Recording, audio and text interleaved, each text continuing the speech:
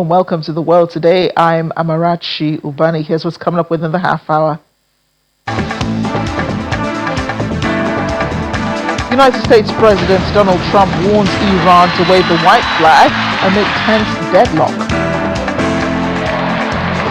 Wildfires erupt in Italy and Greece, forcing hundreds to evacuate as firefighters battle major blazes. Plus, shortages fuel fears as Indonesia reels from deadly 7.7 magnitude earthquake. Let's begin the world today. We begin with the conflict in the Middle East. A June 17 memorandum of understanding between the United States and Iran expires today amid faltering talks between the two sides.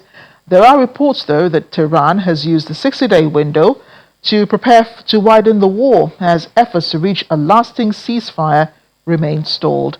The negotiation period set out in the MOU expires, with the two sides failing to make significant progress towards ending the conflict and instead engaging in intermittent rounds of fresh fighting. While full-scale fighting is paused for now, the war in Iran, which began on February 28th, remains far from resolved. The Islamabad brokered MOU was designed to launch a 60-day period of peace talks between the two sides and included provisions for reopening the Strait of Hormuz, which has become a major flashpoint in the conflict.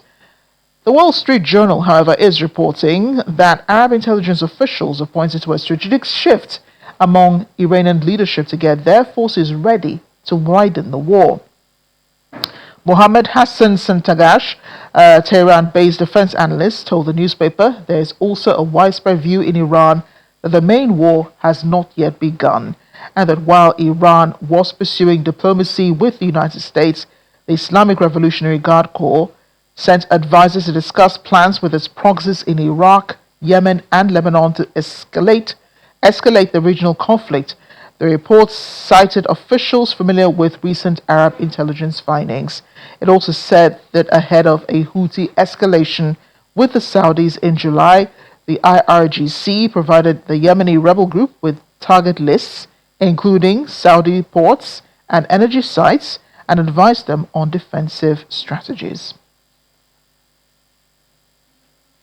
Meanwhile, following the expiration of the two countries' memorandum of understanding, U.S. President Donald Trump has warned Iran to put the white flag of surrender.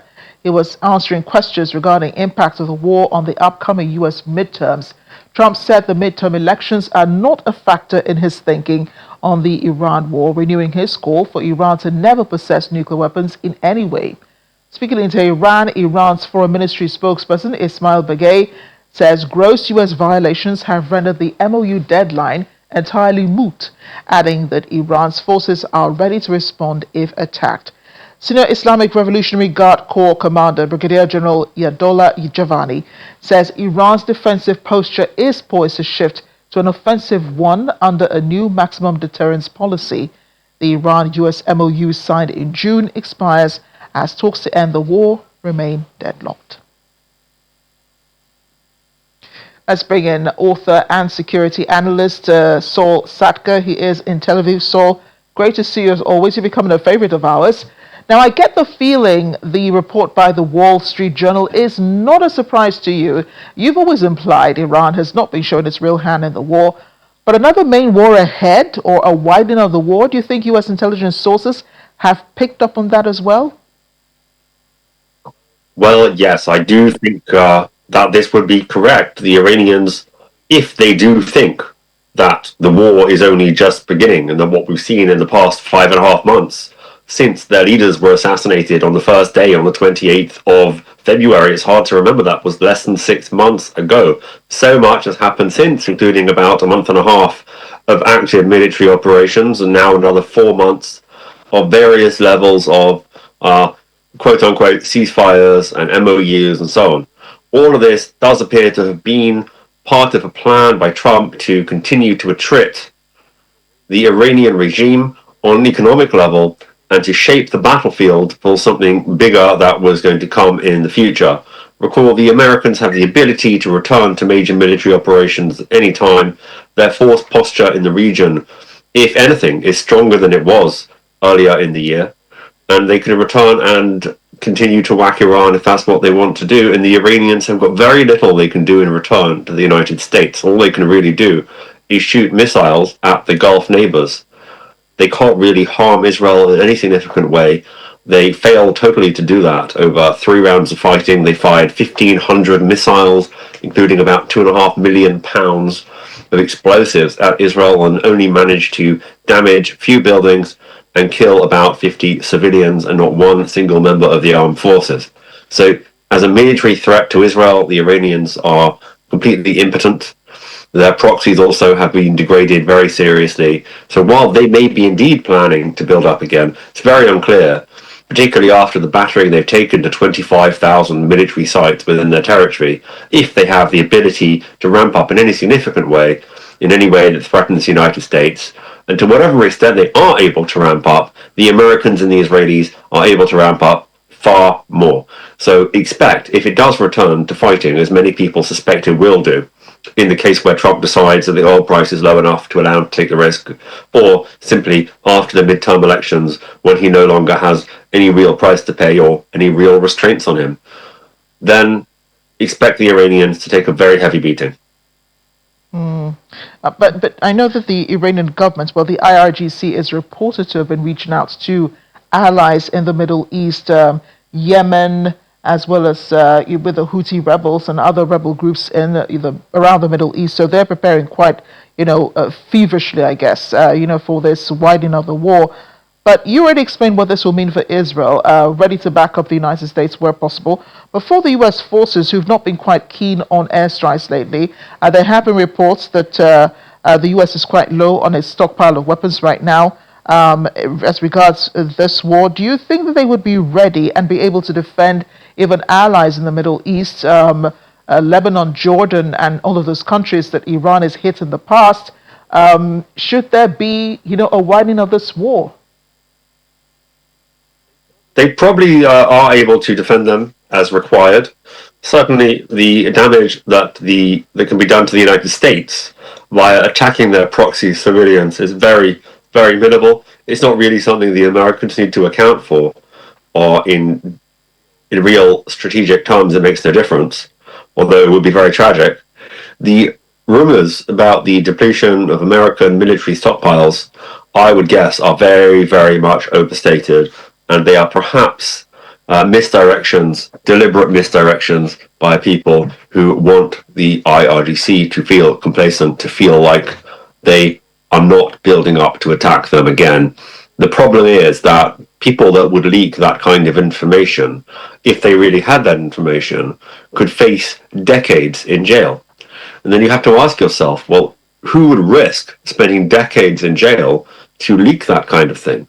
So it's entirely plausible that this is misinformation being deliberately put out into the public sphere to make the IRGC feel complacent or to push them in various different directions, such as not doing certain things or doing other things that the Americans would like them to do based on this false information. The information war that's being run against Iran is very deep and complex, and we will only know the full scope of it in the future, although it's possible at this point to see seeds of the misinformation that has been fed to them, that has led them into various traps, including getting their leaders killed on 3 separate occasions. So it's hard to know if it is a real situation or if it is not so. And yet, even if the American stockpiles of advanced munitions are depleted, that wouldn't really affect the Americans' ability to make war. It would simply make it slightly more dangerous for them to do so. But the American military is by far the peerless military superpower in the world. No one even comes close. They were able to strike, along with the Israelis, 25,000 targets over about 6 weeks and take approximately 13 US servicemen deceased and 0 Israelis deceased. So the level of damage that they and their allies have been able to do to the IRGC is some multiple of thousands more than was able to be done to them in return, and you can expect that kind of ratio to continue. Right. So what has been the messaging by the Israeli government in recent days? It does appear the IDF is preoccupied with occupying villages in the West Bank. There have been reports about, those villages being invaded by IDF forces, and they demolishing houses and homes, and people in the region just, worried about where the line is as regards, Israel's occupation of the West Bank. Well, there's a continual level of violence and disquiet between the Jews in the West Bank, Judea and Samaria, and the local Arab population. This has been the case for more than 100 years at this point. There are massacres dating back to 1929.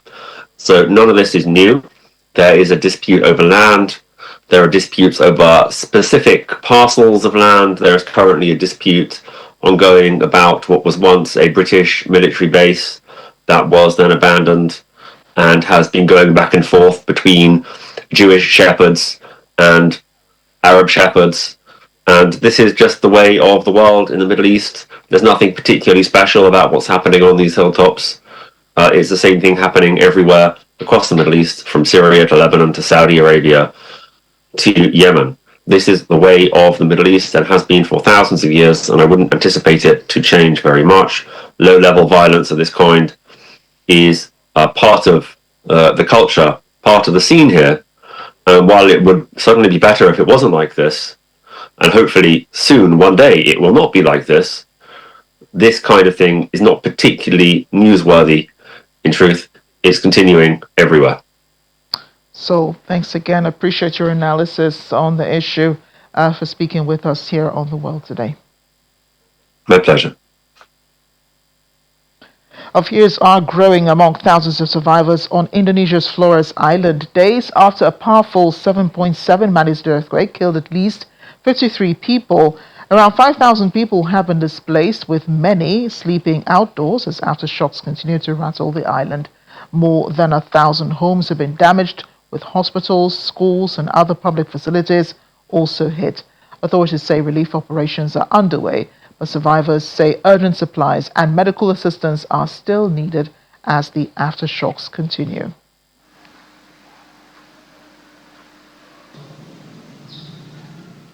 More on nature's fury on the rest of the world. We're in Greece now, where 2 people have been killed, hundreds more evacuated after 2 wildfires tore through parts of the Greek island of Salamis, damaging homes as strong winds drove flames towards residential areas.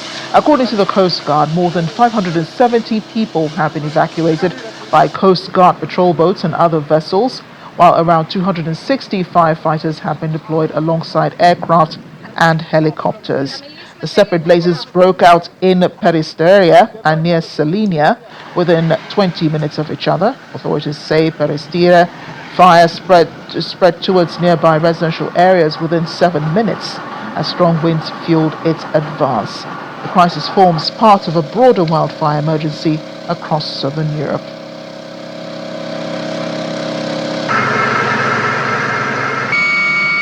While in Italy, firefighters are battling a fierce vegetation blaze near Roccasale in central Abruzzo region after flames tore through an estimated 150 hectares of land.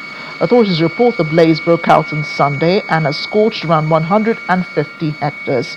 Authorities say Italy has already seen around 70,000 hectares go up in flames this year, 133% more than the 20-year average.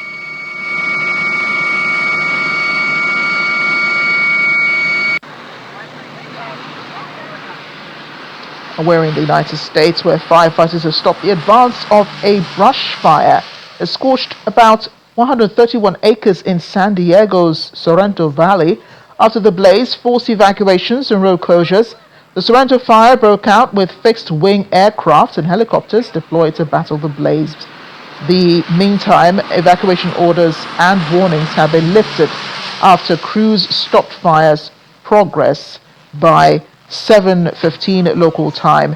However, Los Penasquitos Canyon Preserve remains closed along with some roads in the area.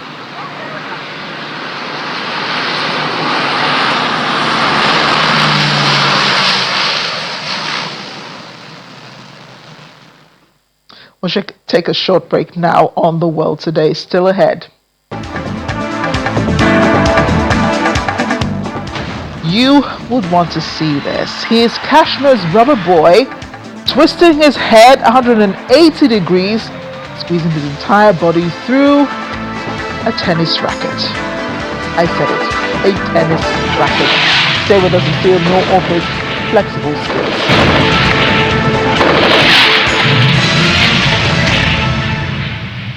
Welcome back to The World Today. Let's continue in the United Kingdom as Reform UK Treasury spokesperson Robert Jenrick unveiled proposals to block foreign nationals from claiming welfare benefits in the UK.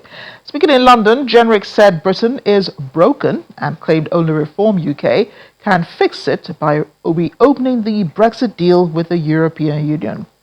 He also proposed requiring some UK benefit claimants to sweep streets in exchange for their welfare payments.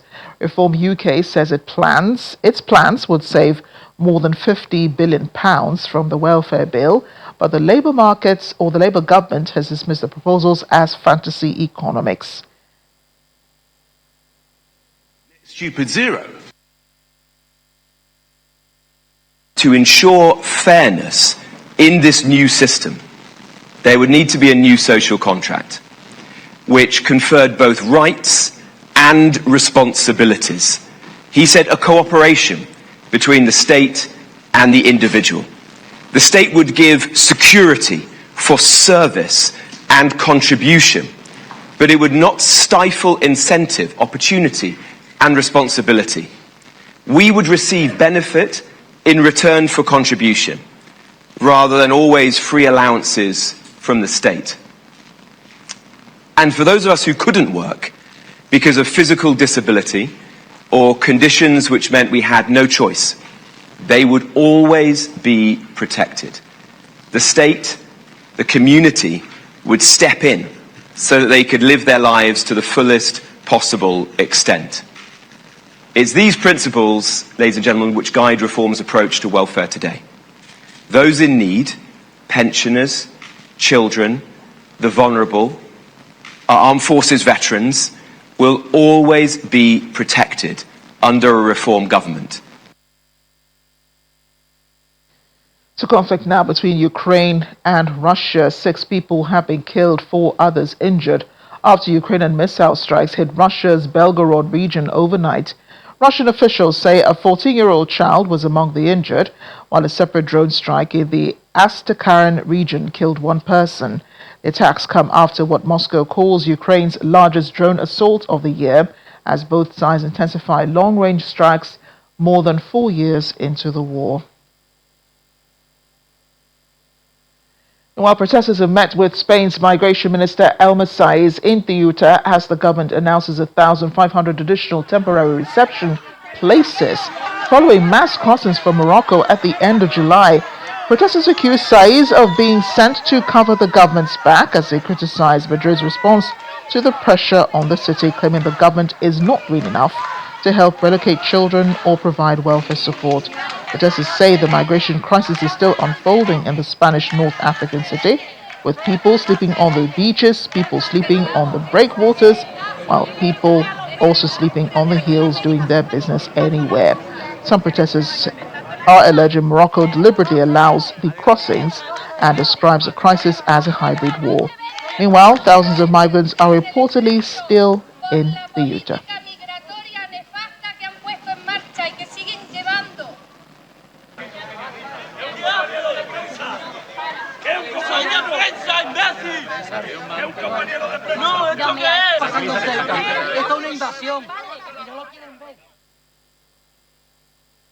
Well, the executive director of UK charity Lighter Foundation, Olashibami Aino, warned that humanitarian aid should be given to migrants, such as the ones that have come from Morocco in recent days into the Spanish enclave, but they should be sent back as soon as possible.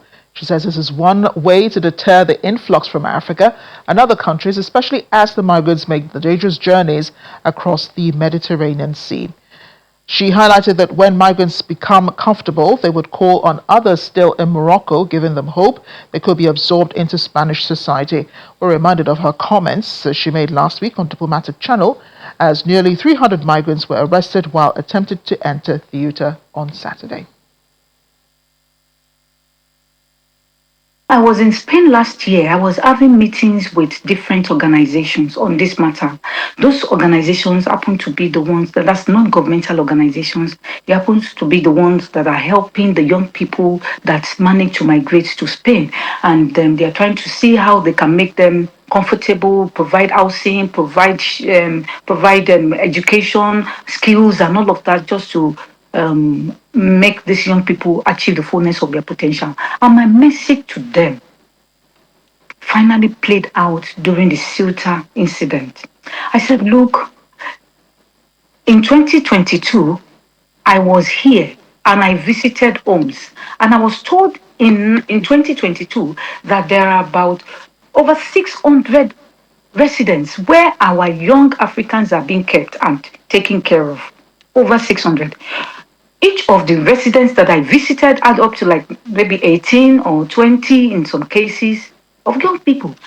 I said, if you keep doing this, you are going to encourage more of our young people to die, because this is a very deadly journey that they are embarking on, and we are campaigning against them embarking on this journey and trying to see how we can look for means of providing alternatives for them to be able to, at least, we can't just say stop going and not provide something else to fill in the gap. I said, but when you are on the other side, welcoming them, feeding them, providing houses for them, young people naturally would pick up their phone and call the next person in Nigeria, in Gambia, in Ethiopia. I said, look, we are enjoying our lives here. Come and join us. And they don't need to talk too much. The next thing happening in Africa is everyone wants to be where their friends are, because their friends are now telling them how good the new location is. So I kept telling them that I'm not saying that you shouldn't care for them. I'm not saying that you shouldn't show a form of humanity towards these young people. I said, but the approach is, I'm uncomfortable with this approach because it will cost us more lives.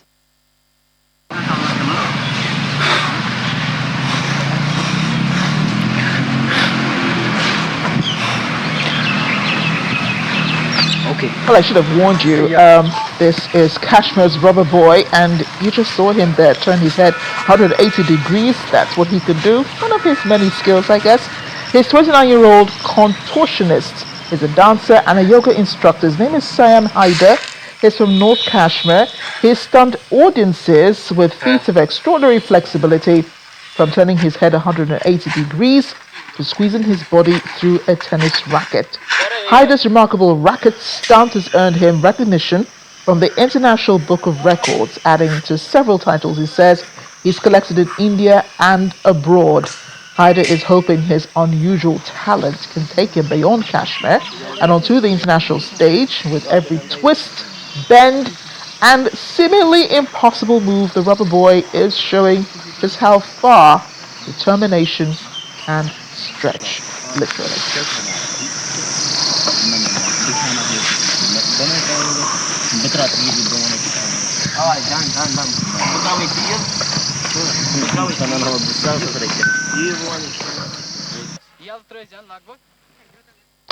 I have no words, literally.